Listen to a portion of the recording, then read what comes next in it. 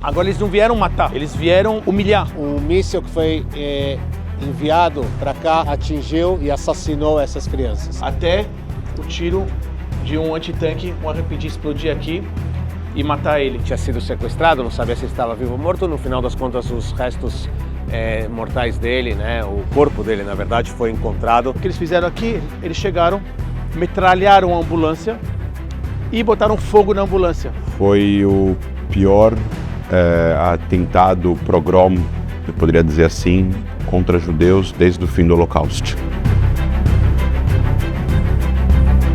Seguinte, tô aqui eu e o Léo, a gente saiu de São Paulo, a cidade parada, aqui estamos na Etiópia. Vamos agora procurar o voo para Tel Aviv.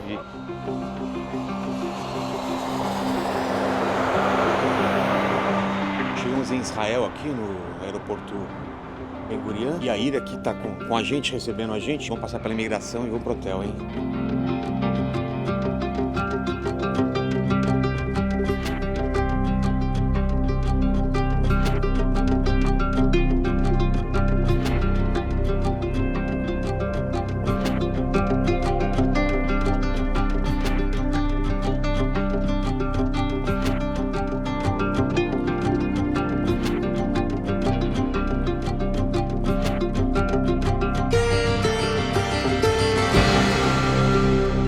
Bom dia, segunda-feira, 7h30 da manhã. Estamos aqui no café da manhã, uma mistura de pizza, croissant e frutas. Vamos começar a missão hoje, então. Daqui a pouco, às 8 horas, o pessoal se encontra lá no saguão e a gente vai para Jerusalém.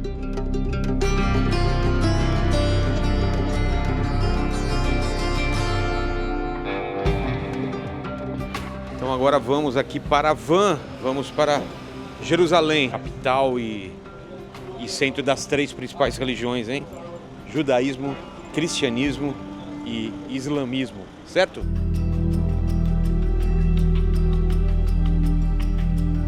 Estamos começando hoje, né, nossa missão, primeiro dia dela, já subindo para a cidade eterna de Jerusalém, capital política, capital também espiritual de Israel. E hoje nós começaremos nosso dia visitando o Museu Yad Vashem, o Museu da Memória do Holocausto, que nos ensina a não sermos indiferentes àquilo que aconteceu e acontece hoje em dia. Depois seguiremos para uma visita única ao Parlamento de Israel, a Knesset, onde os 120 membros eleitos democraticamente decidem a legislação do país, elegem o primeiro-ministro e controlam, né, os trabalhos do primeiro-ministro. Lá teremos um encontro com o presidente, né, do parlamento, Amir Ohana. Depois nós seguiremos a cidade velha de Jerusalém e chegaremos ao famoso Muro das Lamentações, o Muro Ocidental, e desceremos para baixo da terra para conhecer a história de mais de 2.000 anos, as escavações arqueológicas, os túneis que nos levam a conhecer a história de Jerusalém.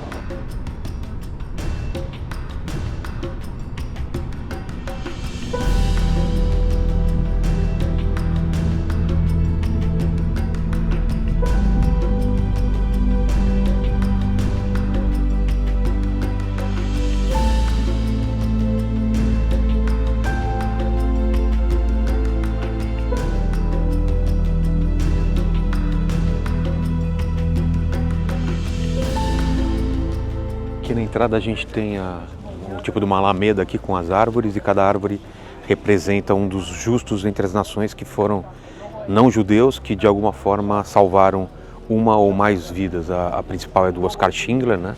Se você viu o filme A Lista de Schindler, ele salvou mais de 1.000 judeus e outros aqui, inclusive tem um brasileiro também, um ou mais brasileiros.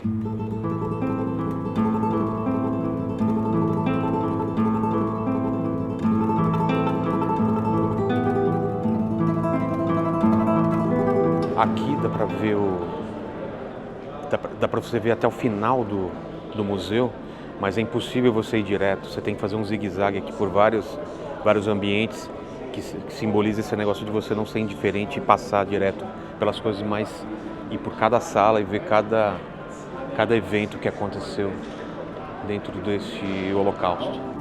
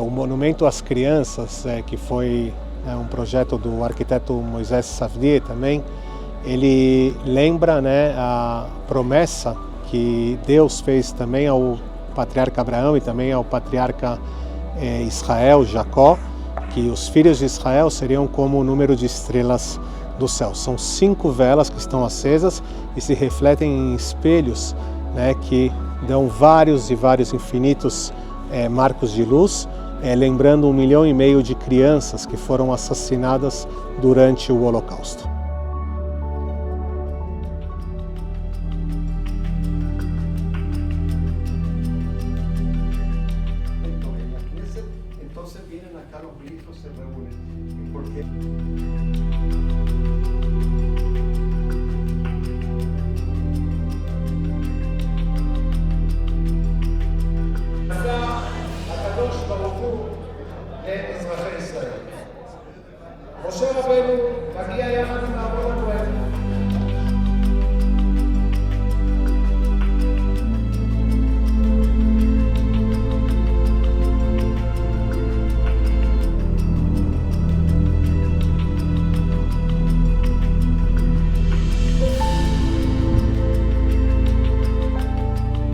Muro das Lamentações agora, hein, Léo? Vamos, Léo.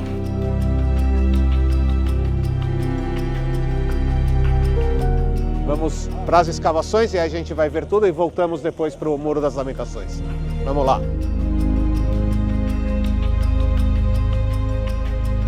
Nós estamos, literalmente, mergulhando na história de Jerusalém, nas raízes de Jerusalém, porque o que a gente vai fazer agora é entender que Jerusalém é uma cidade com pelo menos 4.000 anos de história. Desde o rei Davi a gente fala de 3.000 anos de história, e a época do Segundo Templo, que é a época também, né, no cristianismo, obviamente recordada como a época de Jesus, é de 2.000 anos atrás. E o que acontece nessa cidade é que várias civilizações passaram por aqui, foram construindo uma sobre a outra, e de repente o que aconteceu foi que Jerusalém acabou tendo a cidade que a gente percorre por cima, mas existem cidades subterrâneas. A gente vai entrar em parte do que foi Jerusalém na época do Segundo Templo, a época de Jesus, que ficou de forma subterrânea. Por quê? Porque no século XIII as conquistas muçulmanas acabam construindo, e esse arco é a prova disso, acabam querendo subir a cidade para cima, deixar tudo que ficou embaixo,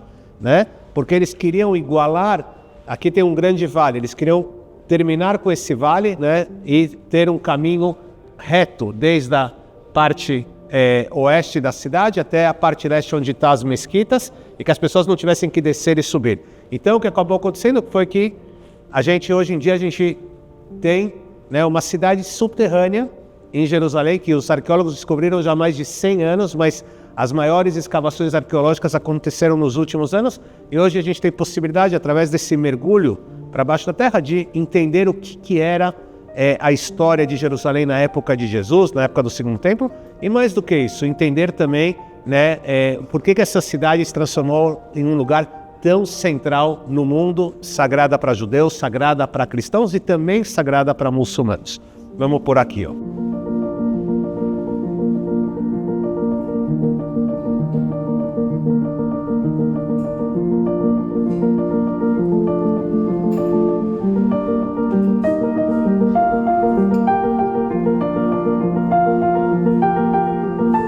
Desses arcos que vocês estão vendo é da época dos Macabeus. Eu estou falando de 160 antes da era cristã, e sobre ele passava, né, um aqueduto que levava água para o templo. Por que era importante levar água para o templo? Porque milhares de pessoas vinham para as festas, né, de peregrinação, a Páscoa judaica, Pessach, Shavuot, Pentecostes, Sukkot, a festa de tabernáculo.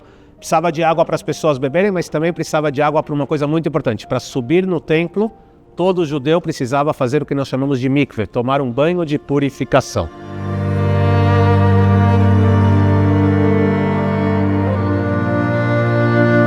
Essa plataforma que eu falei para vocês que foi construída aqui, que as pessoas andavam em cima dela para chegar até o templo, mas também passava água. E aqui tinha algo, né, que a gente vê pelas escrituras também, a gente conhecia, mas também se descobre aqui. Tudo isso que vocês estão vendo aqui, você perguntou do verde também, Odete, Tudo que vocês estão vendo aqui, podem ver também que é arquitetura clássica, isso aqui era uma fonte de água. Vocês têm que imaginar aqui, né, onde nós estamos atrás, uma piscina mesmo, um tanque de água, e tinha fontes que tiravam água aqui para fora, essa água descia. Quando os arqueólogos chegaram aqui para ver, grande parte do que a gente está vendo estava cheio de terra ou parte tinha terra. Exatamente, isso foi escavado. Eu posso falar para vocês que a gente conhece isso há 100 anos atrás, há mais de 100 anos atrás, inclusive. Os primeiros arqueólogos que chegaram aqui, que normalmente eram americanos, ingleses, franceses, eles escavavam, sabe como? Eles botavam uma vela, eles fizeram um negócio que eles tinham que levar a vela na boca, porque eles não tinham como, às vezes eles tinham que ir abrindo o caminho e vendo o que era, eles não tinham, né, então até eles conseguiram, você vê imagens, e eles andavam aqui, também tinha muita água, inclusive esgoto, vocês podem ver, vocês estão vendo essa abertura aqui? Sim. Ok? Tinha esses lugares, em cima de nós tem gente morando, hoje em dia aqui em cima é o bairro muçulmano de Jerusalém. Ok? Tem gente morando. Então eles usavam esses lugares como... Eles não sabiam o que tinha embaixo, mas eles viam que tinha um vão e viravam um poço de água. Então eles tiravam água daqui.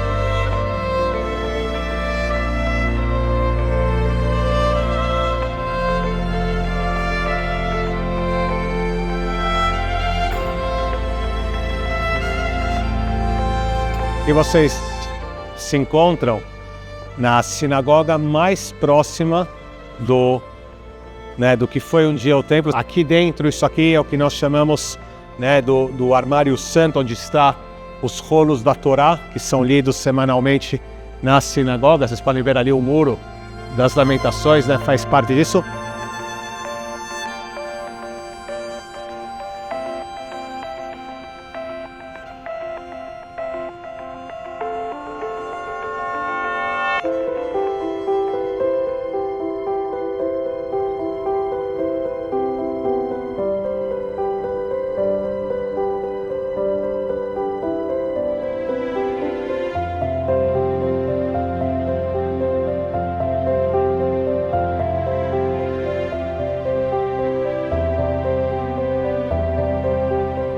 Toda essa região aqui é o bairro muçulmano, e o bairro cristão, se vocês olharem dá para ver claramente, são as torres das igrejas, mas principalmente essa cúpula mais escura aqui, cinza, as duas cúpulas, a pequena e a grande, que é a Basílica do Santo Sepulcro, que a gente vai depois entrar dentro dela. Então vocês podem ver aqui é o bairro cristão.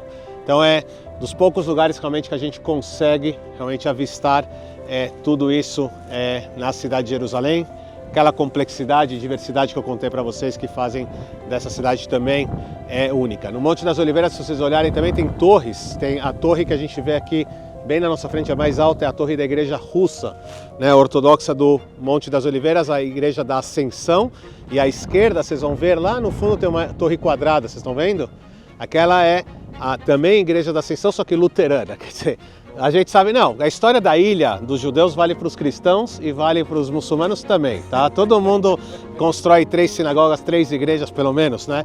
3 mesquitas, tá tudo mais, porque na crença cristã que eu falei para vocês, 40 dias depois da ressurreição aqui, né, Jesus sobe no Monte das Oliveiras e ascende ao céu, por isso é o lugar da ascensão.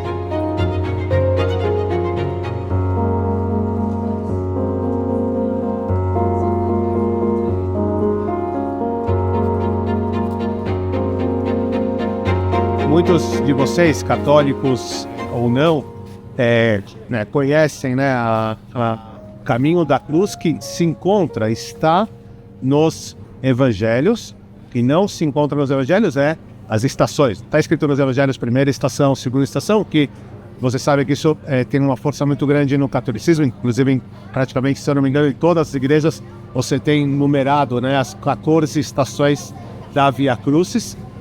E como eu falei, os evangelhos nos contam, né, o caminho da cruz, inclusive nos contam sobre essa passagem que vocês estão vendo aqui, quinta estação, quando Simão, o Cirineu, né, um judeu que veio passar a Páscoa judaica aqui em Jerusalém, como milhares de judeus fizeram, quando vê Jesus trazendo, né, a cruz da crucificação, ou né, carregando aqui, depois de ter sido aqui atrás, onde hoje em dia temos talvez alguns resquícios subterrâneos do que se chamava a Fortaleza da Antônia, que muitos acreditam ser o lugar do pretório, onde Pilatos condenou Jesus, flagelou Jesus e deu início a Via Crucis. Então, quando ele chega aqui, Simão Cirineu ajuda ele na subida que vai terminar no Calvário.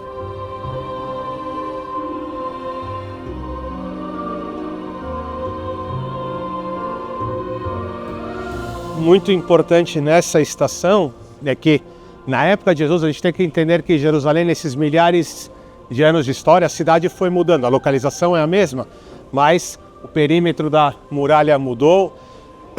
Obviamente, né, hoje em dia nós temos também a cidade nova de Jerusalém, mas durante toda a história houve mudanças. E na época de Jesus, a muralha, ela passava provavelmente nesta região, segundo grande parte dos arqueólogos, né, e dos historiadores. E por que isso é muito importante? Porque os romanos crucificavam fora das muralhas. Hoje em dia a Basílica do Santo Sepulcro e o Calvário estão dentro das muralhas que são otomanas. Elas têm, eu vou falar algo para vocês que para os brasileiros parece estranho, mas ela tem somente 500 anos, porque a muralha de hoje em dia ela é turca, otomana, né? O sultão Suleiman o Magnífico construiu ela.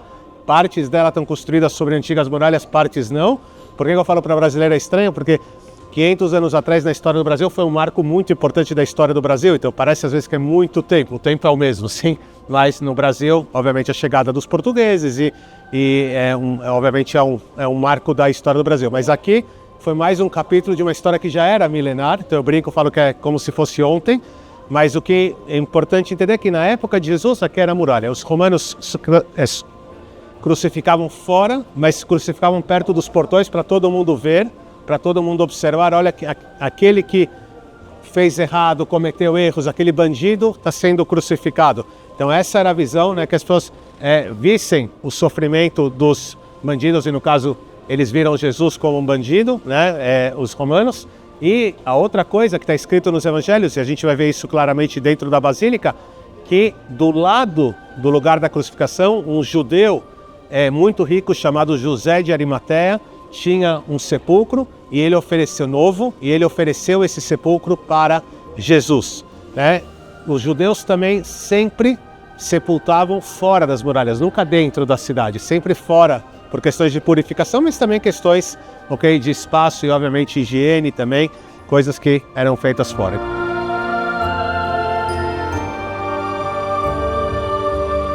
A gente já vê a pequena cúpula do Calvário, a cúpula da Basílica do Santo Sepulcro.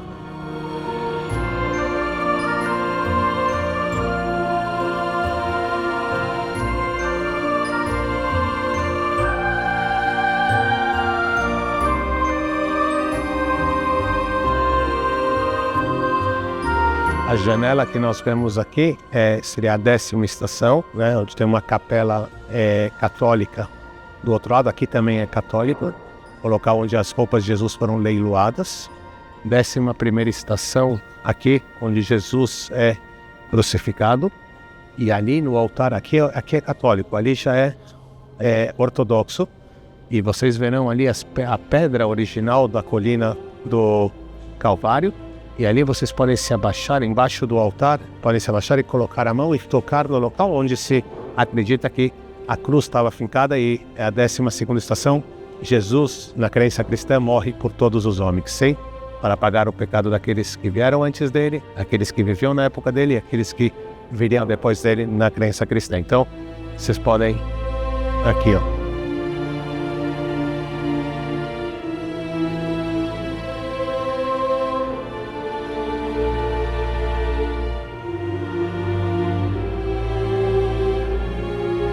Ali na cruz, o sangue dele abre, né, uma fenda na terra, que a gente se diz que é essa fenda que nós vemos aqui, e o sangue dele vai chegar, né, no esqueleto do primeiro homem e da primeira mulher, Adão e Eva, e seria, né, a forma de se pagar o pecado original, né, como obviamente a crença cristã diz, Jesus morreu na cruz para pagar o pecado de todos os homens. Então, essa capela que a gente está vendo aqui ortodoxa se chama a Capela do Primeiro Homem ou a Capela de Adão. Quando a gente sair lá fora, vocês vão ver uma pedra no chão, onde, como né? Uma pedra que, na verdade, ela está cobrindo outro lugar que se acredita ou se diz que ali o corpo de Jesus foi purificado. Para o judaísmo até hoje, né? Todo o processo, né? Quando você vai enterrar o morto, uma das coisas mais importantes é o respeito ao morto, e todo esse processo de, né, purificar o corpo, cobrir o corpo, né, que seja enterrado com respeito e purificado, é muito importante. Na época de Jesus isso era chamado também de embalsamado por causa do bálsamo, mas também o motivo para isso também é muito importante de saber, que era que o corpo não era, no caso das pessoas ricas na época, não era enterrado. O corpo era colocado dentro de uma caverna, um mausoléu, né, que era feito, e sobre uma cama de pedra, e depois de mais de um ano se vinha, pegavam os ossos, limpavam a carne que ficou, e isso era colocado dentro de uma urna ossuária que era colocado numa sala dentro dessa mesma caverna. Assim era feito. E a grande pergunta que fica, as pessoas pobres eram enterradas assim na terra, mas Jesus era rico? Jesus provavelmente não era rico, mas está escrito nos evangelhos que José de Arimateia, que era um homem muito rico, um judeu muito rico, cedeu o túmulo da sua família, que era novo, que ninguém ainda tinha sido colocado nele, para Jesus ser sepultado. Então, quando a gente fala que o corpo foi embalsamado, também tinha a questão de as pessoas vinham velar o corpo, que aliás é outra coisa muito interessante, a gente fala velar até hoje em dia. Da onde vem velar? O que significa velar?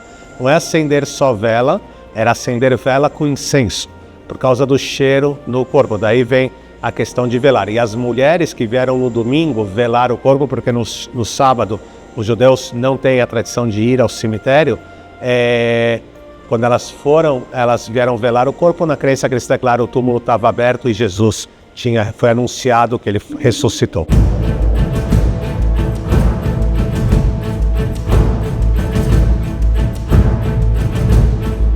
Bom, a gente está sobre, né, o Monte Hermon.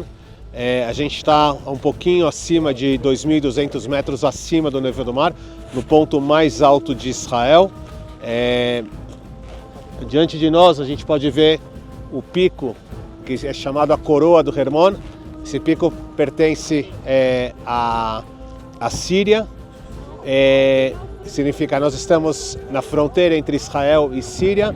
A gente pode ver para aquele lado, né, que é a região sudeste, a gente pode ver o chamado Golan sírio, e do outro lado da montanha, já em cima, já está a fronteira com o Líbano, que a gente está aqui numa tríplice fronteira, né, é um lugar estrategicamente muito importante.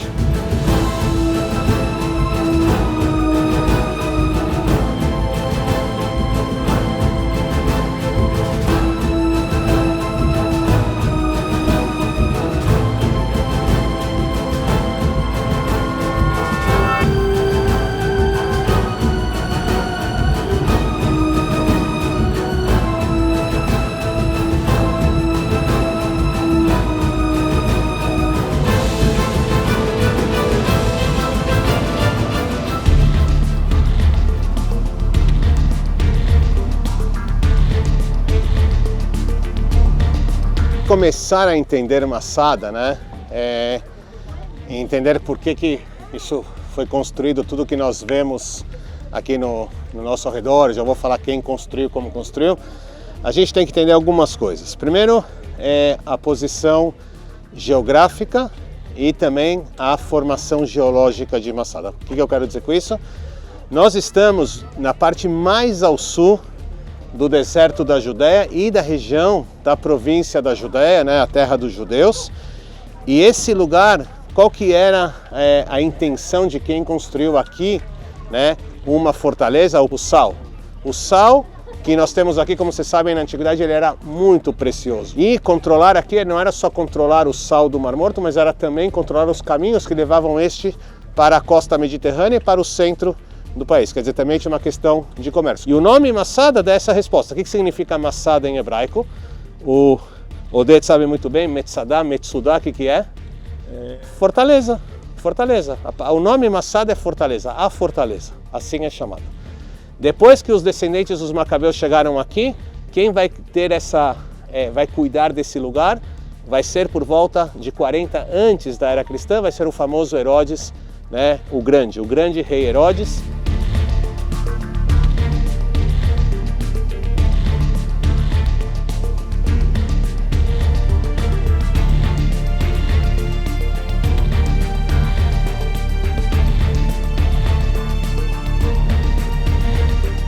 Isso é original, pessoal. Isso foi encontrado assim, a única coisa que fizeram foi que o cal, que assim também era feito, mas ele foi limpo e foi refeito, mas a parte da pintura no quarto lá dentro também, isso é original. Toda essa sala estava pintada assim, quer dizer, não era um quarto de qualquer pessoa. Então provavelmente tiar faziam o que a gente no português, né, a gente chama, como se fala, o cal, né? Colocar o cal, entendeu? Colocava e em cima disso se fazia, pintava ainda quando estava fresco, né? Por isso a questão do afresco também, de pintar e deixar as paredes todas elas coloridas, quer dizer, isso aqui era um lugar realmente muito, apesar de muito longe, um lugar muito cuidado.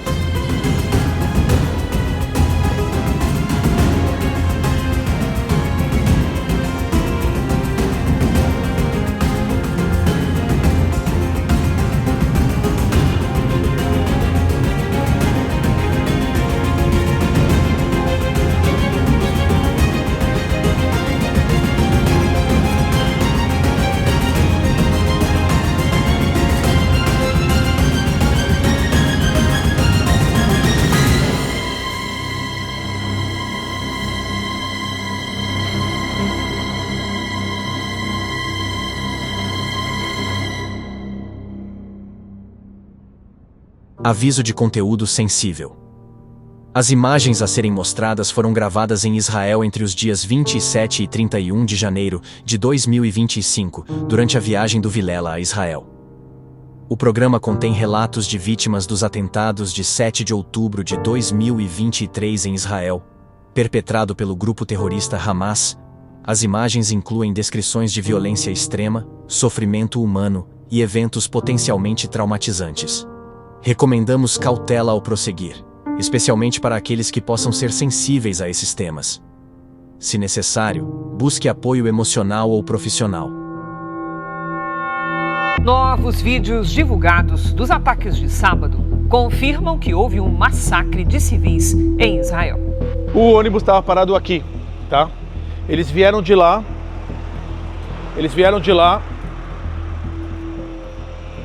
atirando. Vocês podem ver os buracos dos tiros na parede. Isso aqui tudo é novo. Ainda tem os vidros da estação velha, do que foram quebrados no chão. Aqui são os tiros, tá? Eles usam AK-47, tá? AK-47 é a famosa Kalashnikov, é 7.62. 7.62 é uma munição do tamanho de um dedo, mais ou menos. Essa bala, e eu vou ser gráfico, essa bala, ela é... Aqui tinha o motorista do ônibus, estava deitado aqui, eu vou mostrar a foto para vocês depois. Tinha sangue no chão.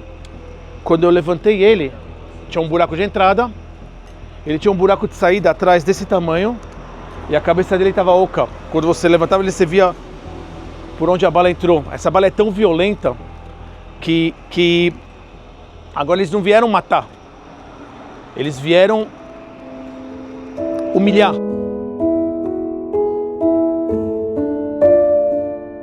Essa bala, se ela pega na mão, no osso, a mão, as pessoas estavam mutiladas, tá? Mutiladas. Essas senhoras que estavam aqui, olhem, agora colocaram essa placa, aqui tem um monte de buraco de tiro. Aqui é um tiro, olhem os buracos de tiro, olhem os tiros que pegaram aqui, ok? O que eles fizeram? Ali, eles vieram daqui com armas automáticas e metralharam as pobres coitadas. Elas estavam mutiladas, tá? Uma em cima da outra. Ali tinha mais uma. Era de uma violência que não tem igual.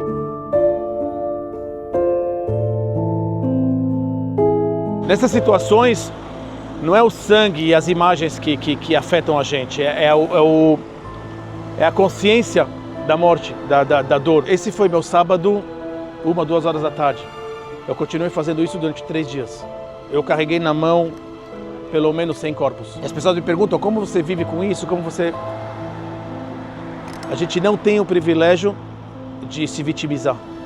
A gente não tem o privilégio de se vitimizar, a gente não tem... Eu talvez passei por alguns momentos difíceis, mas os verdadeiros heróis, primeiro que os verdadeiros heróis não estão mais com a gente. Esses são os heróis. E segundo que pessoas passaram aqui coisas que a minha história parece uma piada. Tem gente que passou aqui, tem gente que viu os filhos sendo mutilados, tem gente que viu os pais sendo mutilados, tem gente que... Então, isso é só uma pequena gota no oceano, tá? de um pequeno testemunho de uma tragédia sem precedentes. Filmado de lá, uma dessas câmeras, talvez a câmera daquela casa ali, tá vendo? Aquela janela tem câmeras. Olhem os tiros ali na janela. Olhem os tiros ali. Estão vendo? Ali fizeram um mural com o desenho da estação, com o tanque atirando e os furos e as iniciais de todos os policiais que morreram dentro da estação.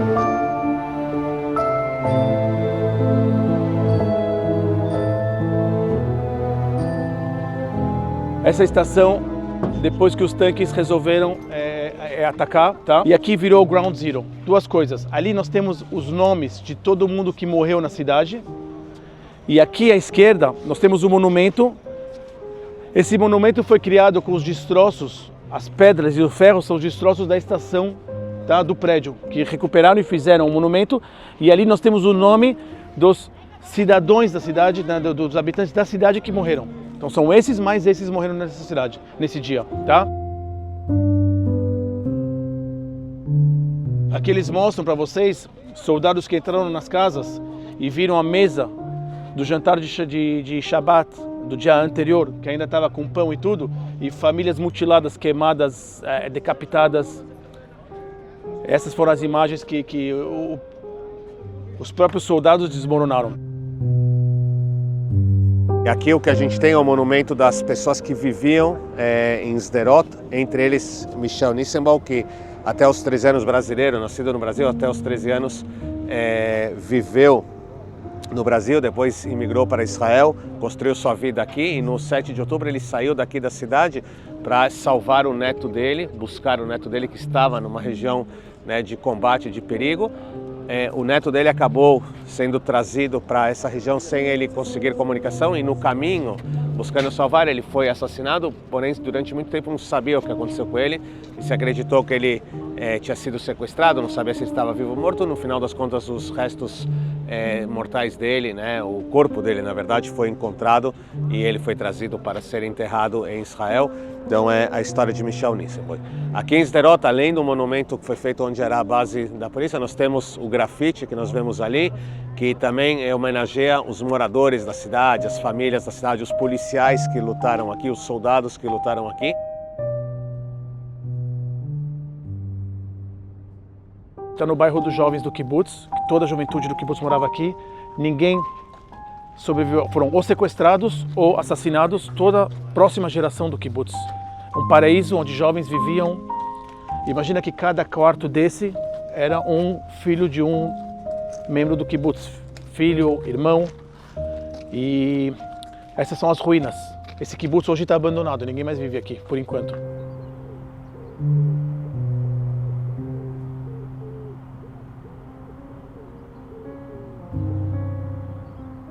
Então, nós temos aqui, cada unidade, primeiro começou em combate, cada unidade que entrou, marcou a data e o número da unidade, que essa casa já foi limpa, para as unidades que vierem depois não perderem tempo com essa casa.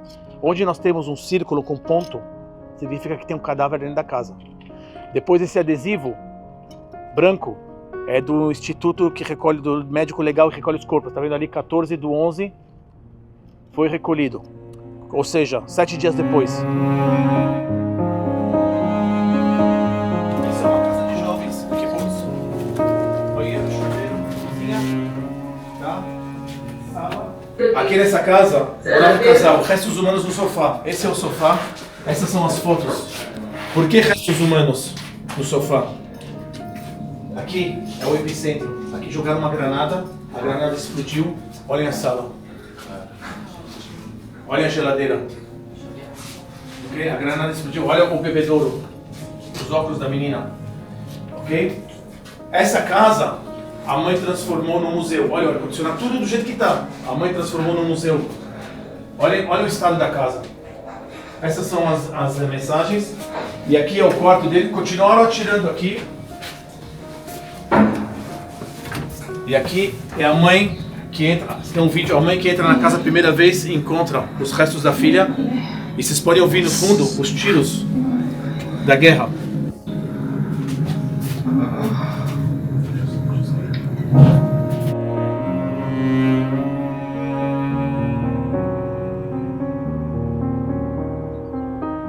Parte do corpo estava aqui, com toda a pele de sangue. E aqui vocês têm fotos que eles tiraram, tá? Nos primeiros dias. A familiares procurando coisas. A parede com sangue da menina. Ela tinha 18, 19 anos, 20 anos. Os familiares, o pai vindo pegar os que restou. Garrafa de água. A gente fica sem ar. Então isso é a habitação dos jovens, tá? É aqui que os jovens de 16 anos, 20 anos, recebem uma casa, um quarto, uma sala, uma cozinha.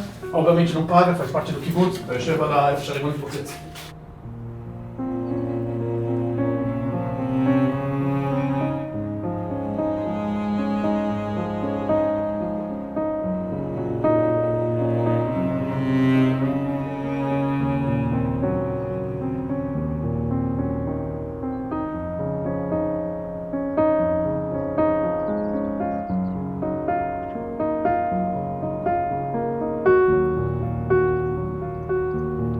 Aqui nessa casa, nessa rua, eu não sei se a gente vai passar na frente da casa, eu vou mostrar pra vocês. Morava tipo um prefeito regional aqui da Local Council. E eles estavam se preparando para as eleições regionais. Quando começou o tiroteio, ele se vestiu, pegou a arma, saiu de casa, deu 10 passos, tomou uma rajada e morreu na hora. O filho dele morreu lá naquelas casas e a sogra dele foi assassinada na casa dela. Significa, a esposa dele nesse dia perdeu o filho, o marido e a mãe. Vocês estão vendo ainda a campanha eleitoral aqui? A placa da campanha eleitoral? Ele saiu da casa, ele ouviu tiroteios, ele saiu da casa, correu aqui, morreu mais ou menos onde estão as meninas. Foi o que ele fez de manhã. Pegou a arma dele, saiu para defender o kibbutz e morreu ali. Olha aí a campanha eleitoral ainda.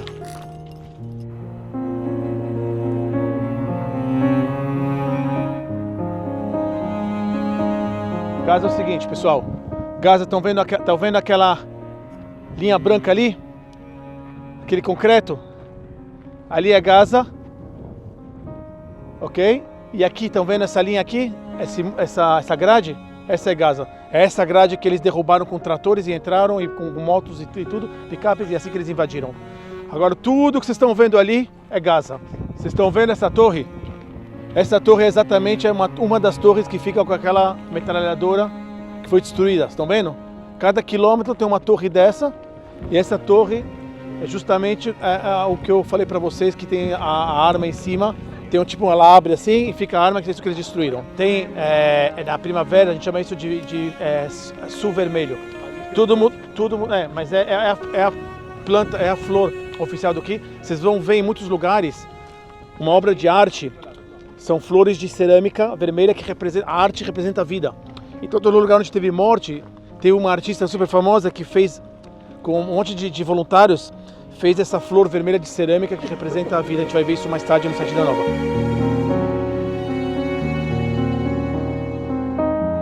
Essa é a central, tá, de comando da base, uma base de inteligência, uma base de observação. Aqui eles fazem interceptações de ligações, eles fazem tudo que a inteligência precisa. Aqui nós temos essa mesa aqui, vocês estão vendo as telas. Aqui ficam as comandantes das soldadas, tá? Todas as comandantes ficam aqui.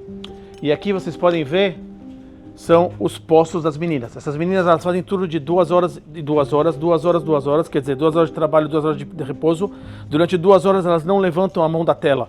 Essa tela tem muitos tipos de câmeras super sigilosas, tecnologias, visão noturna, elas têm essa tela aqui que é uma touchscreen, que tem pré-programadas mensagens para todo tipo de pra aeronáutica, para o comando, para que elas podem passar mensagem. Elas têm um telefone vermelho que elas podem falar, podem ser conectadas até com o piloto que está agora em cima de Gaza e passar as coordenadas exatamente aonde, ou passar imagens em tempo real, tá? Isso realmente é um centro de... vocês podem ver que as famílias vieram aqui acender velas para as filhas que morreram aqui dentro dessa... Essas meninas ficaram sentadas aqui até os terroristas chegarem na porta da base.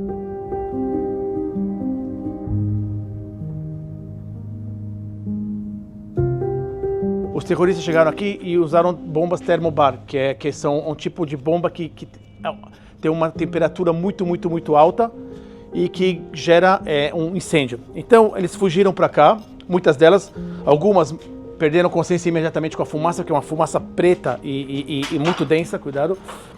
E eles fugiram para cá, para essa parte de trás. Aqui tinha tipo uma cozinha, fazer café, banheiro. 6 dessas jovens conseguiram escapar pela janela do banheiro. Que essa pequena janela do banheiro, olha o tamanho delas. Okay? E 24, a maioria nessa sala, mas 24 perderam a vida aqui dentro. Primeiro perderam consciência e foram carbonizados. Não dava para identificar os corpos. Tinha só ossos, dentes, o fogo aqui era tão intenso que não deu para... Vocês estão vendo isso aqui? Ok. Isso aqui é o que a gente chama... eu falei para vocês, são aquelas torres com armas super precisas. Ela tem a tela com joystick, ela aponta e ela tem os botões aqui para acionar. Significa que tinha um perímetro de segurança 100 metros da fronteira. Se alguém se aproximasse 100 metros da fronteira, primeiro tiro é o aviso, segundo tiro é fatal. Tá? Isso era um meio de...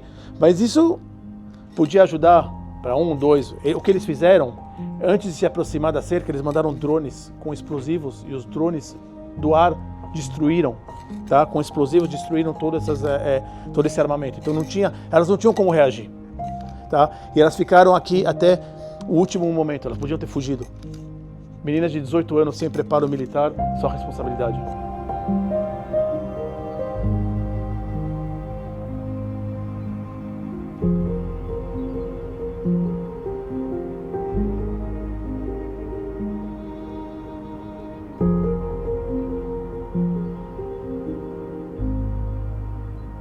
A gente está na cidade de Kiryat Mone, cidade mais perto do Líbano, no norte.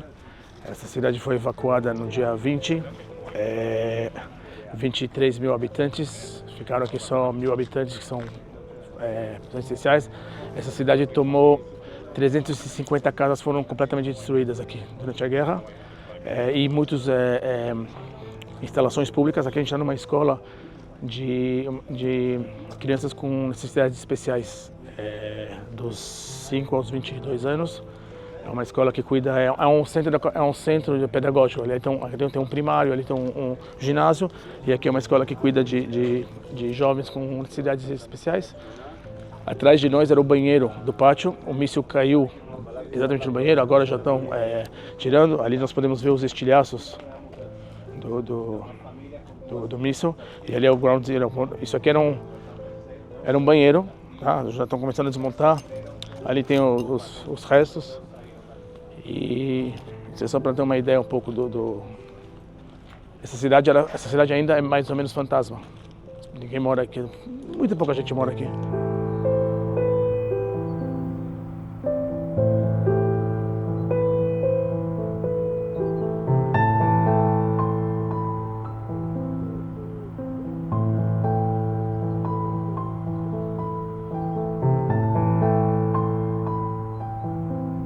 Está num prédio aqui em Kiryat Mone que foi atingido por um míssil cerca de maio de 24.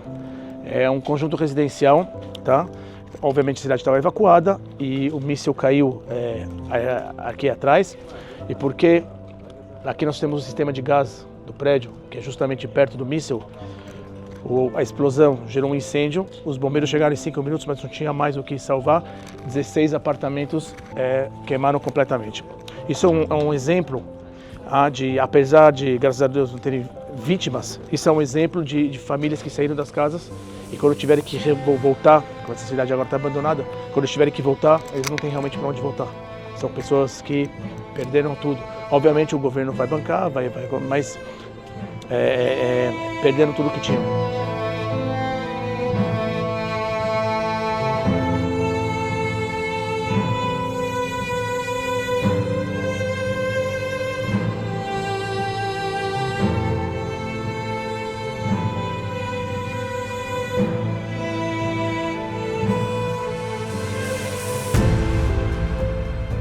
Vocês podem ver aqui as crianças, como o Dolan fala, os filhos da nossa cidade, né, que foram assassinados quando estavam no sábado à tarde jogando futebol aqui, e um míssil que foi enviado para cá pelo grupo terrorista Hezbollah atingiu e assassinou essas crianças.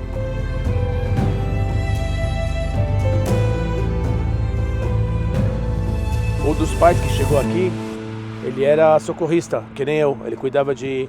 Ele chegou aqui e a primeira criança que ele chegou, a filha dele, estava morta. Ele cobriu ela e continuou a cuidar das outras crianças. Ele encontrou, ela foi a primeira criança que ele viu. O que aconteceu aqui é que tem muito poucos segundos, o Líbano é atrás dessa colina. Quando tocou o alarme, as crianças que estavam jogando no campo, para onde elas correram? Para o abrigo.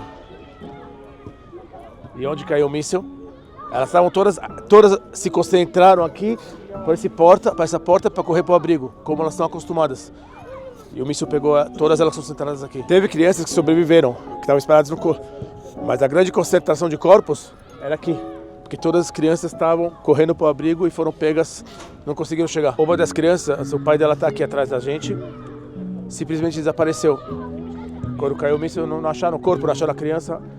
E só depois de 2 dias que entenderam pelo DNA que ela recebeu, o míssil caiu em cima dela. Então não sobrou nada, evidente.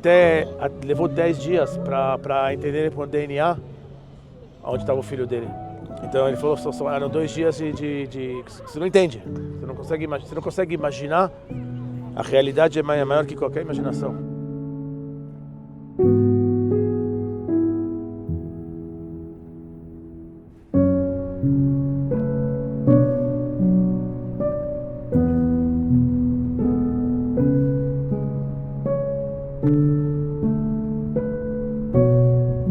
Quando começaram os mísseis, saíram jovens da rave, pararam o carro, entraram dentro de um abrigo e os terroristas vieram, de covarde que eles eram, eles estavam armados, eles não tinham coragem de entrar.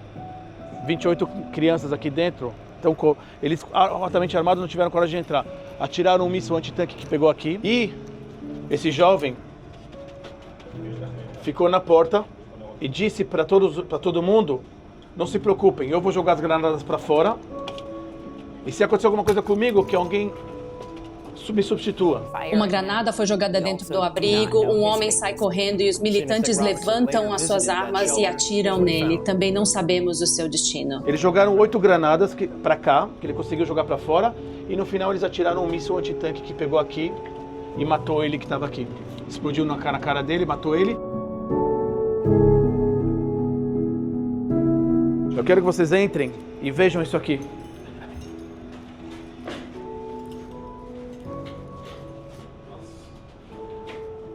Esse é um abrigo de 28 pessoas. Entrem. Quantos nós estamos em quantos? Não, vamos só nós. Quando a gente está? 4, 5? 6? A gente consegue se mexer? 6 pessoas aqui. Ok. 28 pessoas aqui. Licença. E aqui, um herói. Aner Shapira, que joga 8 granadas, que são jogadas aqui, 28 pessoas ali, até o tiro de um antitanque, um RPG explodir aqui e matar ele.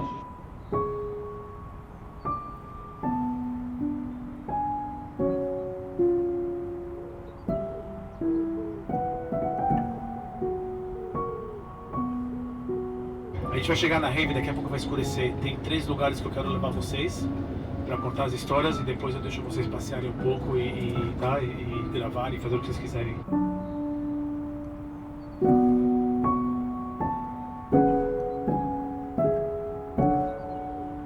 Aqui era a pista de dança. Tudo que vocês estão vendo aqui, esse asfalto, essas pedras, não tinha nada aqui. Isso aqui era um campo, era uma floresta, tá? Não tinha nada aqui. As famílias venceram e conseguiram transformar isso aqui num memorial, tá? Não tinha nada aqui. Aqui era a grande pista de dança, ali tinha uma segunda pista de dança, o bar pequeno, o bar grande onde está essa tenda e o pódio do DJ. 6h29 começam mísseis de Gaza, Gaza está logo ali, tá? A 4 quilômetros daqui mais ou menos começa a ver mísseis. Mísseis, todo mundo deita no chão, eles vêm até a cidade dos mísseis, mais ou menos 6h29, 6h35. A polícia resolve fechar a rave. Fechar a rave, pessoal, a festa acabou, todo mundo para casa, 1.200 carros estacionados ali, tem que ir embora. Muitas pessoas foram pegas nos carros, no caminho, e muitas pessoas que estavam sob efeito de droga ou tinham bebido álcool, 6 da manhã, falaram mísseis. Eu vou esperar daqui meia hora, vai acalmar o trânsito, daqui uma hora eu vou pegar o carro e vou embora. Né? Não tem pressa agora, então mísseis, o míssil não vai cair na minha cabeça, tá? Uma coisa, a gente está em cessar-fogo e não tem perigo, aqui a gente tem 7, 10 segundos, tá? Se vocês ouvirem um alarme, tem um abrigo aqui, tem um abrigo aqui, tem um abrigo aqui, vocês largam tudo que vocês estão fazendo, vocês correm para o abrigo. A gente tentar cessar fogo, não deve acontecer nada, mas é bom saber. Bom, o pessoal fica dentro da rave e resolve esperar. 7h20 começam a chegar os depoimentos de tiros. Os policiais que estavam fazendo a segurança da rave são chamados para lutar na estação de polícia de Sderot que a gente viu. Então os poucos policiais que estavam armados aqui abandonaram esse site e foram lutar lá. E começam a voltar os jovens na rua com questão do tiro. E os terroristas... Passa um cara com cara de paraglider, né, com o negócio, avisa, e começam os terroristas a vir a pé daqui. Mais ou menos 8 horas, eles chegam no site. Eles chegam no site aqui, ainda tem centenas de jovens. Centenas de jovens, a produção, quem trabalha no bar, quem trabalha no pessoal da música, da iluminação, aqui tinha uma ala assim, com bancas de artistas, pintores, que faziam bijuteria, sabe? Era um festival de amor, um festival de alegria. E começa o massacre, tá?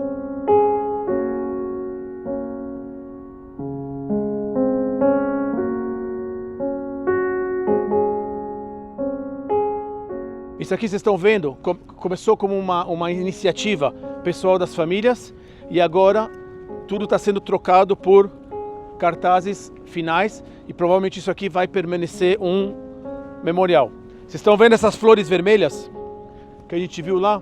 Esse é o símbolo do sul.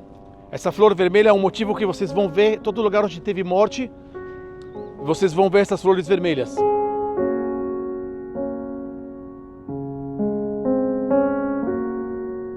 Toda essa área aqui é área de camping, tá? Aqui tinham tendas e barracas e o pessoal vinha para 2 dias para uma rave, traz a tenda para deixar carteira, deixar a bolsa, deixar a blusa, deixar... Toda essa área aqui é uma área de tendas, por isso que vocês estão vendo memoriais espalhados. Cada cartaz desse é onde foi encontrado um corpo, tá? Por sinal, eu cheguei aqui no sábado à noite, tarde, mais ou menos 2 horas da manhã, muitos corpos estavam reunidos, mas muitos corpos ainda estavam espalhados por aqui, estavam recolhendo, já estava escuro, não tinha iluminação. No estacionamento tinham vários carros queimados com corpos. Quando você está numa situação, numa rave, e você está ferido, obviamente qual é a primeira coisa que você vai fazer? Você vai pedir ajuda médica na ambulância. Todos os feridos que estavam no site, porque os terroristas também entraram pela entrada, por lá. O pessoal correu para cá, se escondem nas tendas, se escondem na ambulância, pedir tratamento na ambulância. O que eles fizeram aqui, eles chegaram, metralharam a ambulância e botaram fogo na ambulância. Encontraram dentro dessa ambulância 22 diferentes DNA. 22 jovens morreram dentro dessa ambulância. Imagina que entram terroristas armados aqui. Todo esse compound está completamente cercado com cercas de 2 metros, tá? Então, pretas, que eles colocaram um pano preto, sabe, para quem está fora não poder ver a rave. Para onde você vai fugir? Para onde você vai fugir? Tem dezenas de armados com metralhadoras na mão. Para onde você vai fugir? Você está bêbado, não bêbado, lúcido, não importa, para onde você vai? Isso é um grande cemitério, apesar de que não tem ninguém enterrado aqui, mas onde tem uma placa dessa é porque tinha um corpo, tá? Vocês conseguem visualizar? Onde tem uma placa dessa é porque teve um corpo. Isso é mais ou menos como estavam espalhados os corpos por aqui.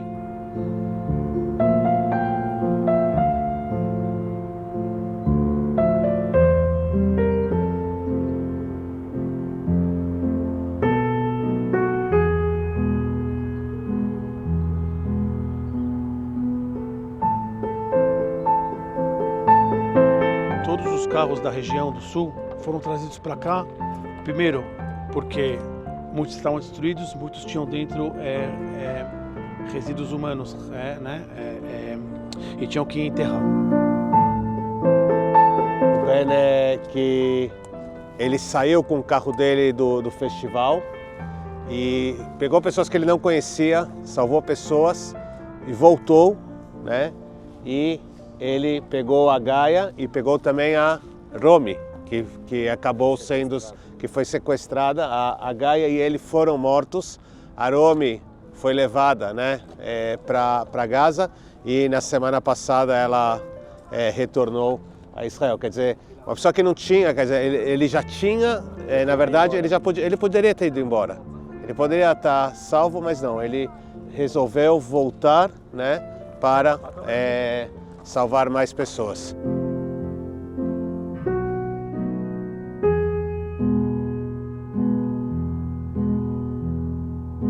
Olhem até onde chega esse negócio. Olha, não dá para ver de dia, mas olha como é grande esse negócio.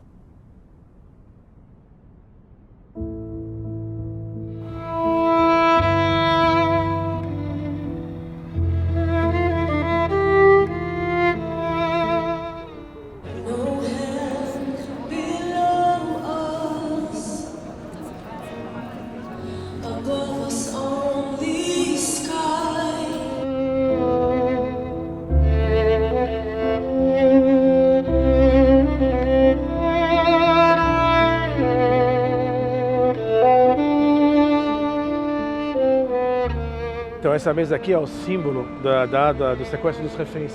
Como o evento aconteceu num sábado de manhã, que é o Shabat, no meio de uma festa judaica que é Sukkot, as pessoas estavam todas reunidas em família para celebrar um feriado judaico, as mesas ficaram do jeito que ficaram. Quando as forças socorristas chegaram nas casas, ainda tinha comida, pão da noite anterior preparado para o...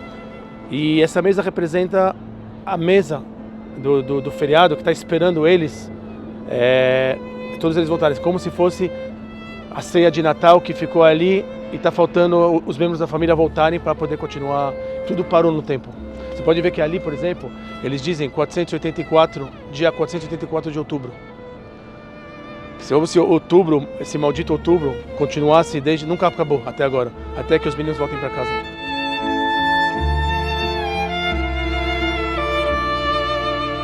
Bom, eu acho que o momento que a gente está vivendo hoje é um momento que a sociedade israelense esperou por mais de 400 dias, que é o retorno de mais reféns.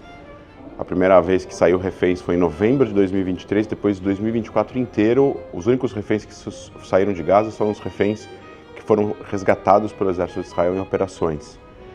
E mais de 100 pessoas estavam lá esperando para serem resgatadas. Muitas delas são corpos, são pessoas que morreram no decorrer do processo do atentado do 7 de outubro, ou são pessoas que morreram no cativeiro do Hamas e da Jihad Islâmica. Então, é um alívio muito grande ver reféns voltando e se encontrando com as suas famílias. E uma coisa que a gente percebe da sociedade israelense e isso acontece em muitas outras sociedades, é o valor que as pessoas aqui dão para a vida individual de cada pessoa que estava lá, para a história dela, para a dificuldade dela, para a dor dela. E a gente está agora ainda no meio desse transatlântico, porque existem mais de 70 pessoas que não voltaram ainda de Gaza, existem pessoas que não vão voltar nessa primeira fase do acordo. Voltou ontem o Yarden Bibas, o pai do Ariel e do Kfir Bibas e marido da Shira, que ninguém sabe exatamente o que aconteceu com eles, mas provavelmente é o que dizem aqui, que eles não estão vivos, né, a mãe e os filhos. Ou seja, estamos falando de pessoas que sequestraram um bebê de 8 meses, o bebê e o irmãozinho dele de 4 anos, e o pai voltou para uma casa vazia, né? Então, existem muitos dilemas que a sociedade israelense está passando agora, principalmente o que vai acontecer depois que acabar esse acordo de cessar-fogo temporário. Se vai voltar à guerra, se vai ter um acordo com a Arábia Saudita. Existem muitas lacunas em aberto, mas com certeza absoluta, uma das coisas mais fortes que a gente vê aqui em Israel é a resiliência das pessoas e a importância que as pessoas dão aqui para a vida humana de cada pessoa que foi sequestrada. É literalmente uma cultura do país, não deixar absolutamente ninguém para trás. Sar Baruch. Gali Berman. Ziv Berman. Rob Raslevski. Ragvili.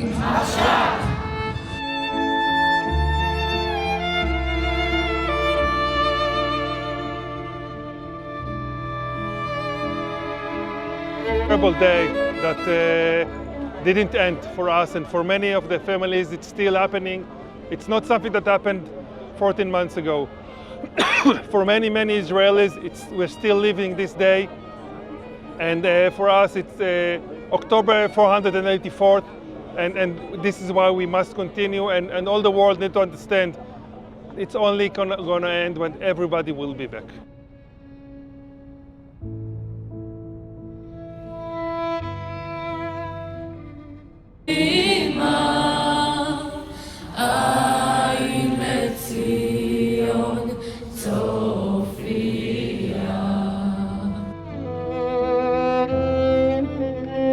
Meu nome é Daniel Bialski, já ocupei diversos cargos na comunidade judaica e estou acompanhando essa missão aqui em Israel.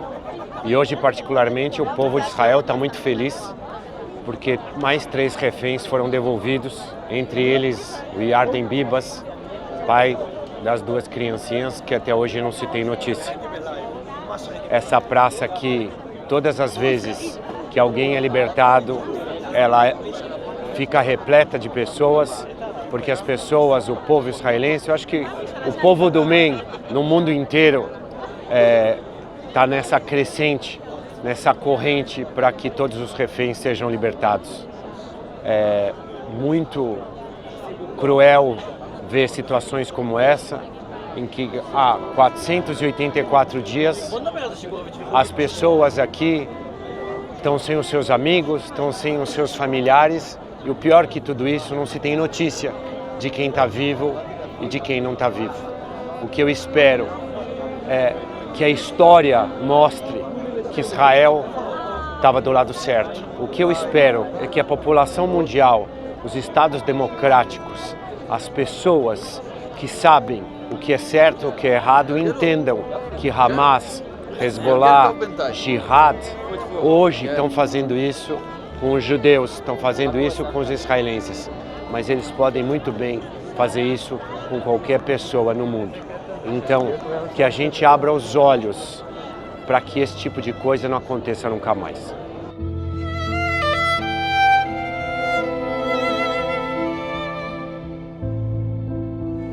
My name is Doron, and we are the family that adopted Idan. Idan is a lone soldier. He comes from Tenafly, New Jersey. He comes to volunteer to serve the army like a combat fighter. And his parents teach him that he has to be duty for the country before the study. And he comes to serve the country. And he was raised to Golani, to 51 unit. And he kidnapped from the base in 7th of October. He died as a brave man, and with the tunnel, he tried to help the Thailandi worker.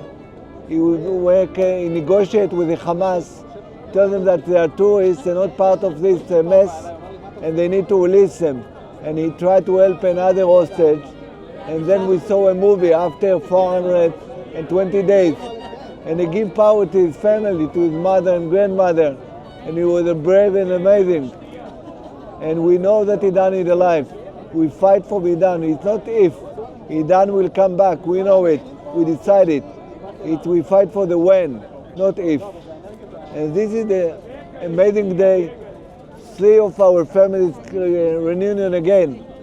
They are, and now we have 89 part of the family that been a relative been in Gaza. And we need that all of them will come back. Meus avós são sobreviventes do Holocausto. Quando a guerra começou, meu avô não é vivo, eu tenho o nome dele, meu nome é Alessandra, ele era Alexander. Era como que se ele estivesse soprando no meu ouvido, Ale, continue fazendo o que a gente abriu. Foi muito forte o chamado. E eu vim para cá, sem saber muito bem qual seria o meu papel. Durante essa primeira vinda, eu pensei, eu acho que eu posso fazer alguma coisa importante, trazer vozes de pessoas que não são judias ou que não fazem parte dessa cultura, para poderem sentir, né, o que a gente está sentindo aqui. Principalmente é uma missão que a gente chama do coração. Muito mais que só trazer fatos e acontecimentos, conhecimento, a intenção é você acionar o seu mais profundo, as suas relações profundas, né, da humanidade. Então acho que esse é o objetivo dessa missão. A imagem que me vem é a gente estava no fundo da piscina, a gente está subindo, e a gente pega ar. Vocês estão exatamente nesse momento que a gente está fazendo esse movimento. Então, acredito que tenha sido muito especial e que vocês puderam viver o que a gente está sentindo, cada pessoa que volta para casa. É uma sensação de a gente poder respirar, de esperança e de liberdade. Recentemente publiquei sobre isso, né? É impressionante. Existem deputados federais no Brasil que estão colocando vídeos de prisioneiros palestinos que são terroristas convictos, que tentaram matar pessoas ou mataram pessoas, foram condenados por isso, estão sendo soltos na troca pelos reféns civis israelenses que estão saindo de Gaza. Esses reféns são pessoas em Israel de esquerda e mesmo assim esses políticos no Brasil escolhem falar que existem reféns palestinos sendo soltos por Israel, quando na verdade são prisioneiros terroristas, e não falam uma palavra da vida dos reféns israelenses que estão voltando, inclusive pessoas de idade, de mais de 80 anos de idade. Então, na verdade, a conclusão que eu tenho com isso é uma inversão de valores, é uma solidariedade seletiva e é uma não importância de verdade com a vida dos israelenses e palestinos. Tudo é por causa de agendas e símbolos políticos. As pessoas, na verdade, não têm a solidariedade com as pessoas daqui. Elas têm, na verdade, solidariedade com a campanha política delas.